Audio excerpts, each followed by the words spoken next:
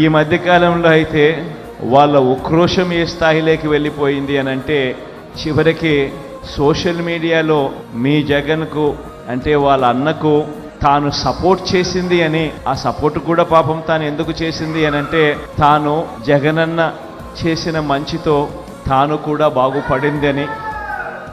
జగనన్న వల్ల తనకు ఇల్లు వచ్చిందని, ఇంటి స్థలం వచ్చిందని, మిగిలిన పథకాలు కూడా జగనన్న వల్ల వచ్చాయని తన సంతోషాన్ని తాను సోషల్ మీడియాలో పాలు పంచుకుంటే ఏకంగా ఆ గీతాంజలి అనే నా చెల్లెల్ని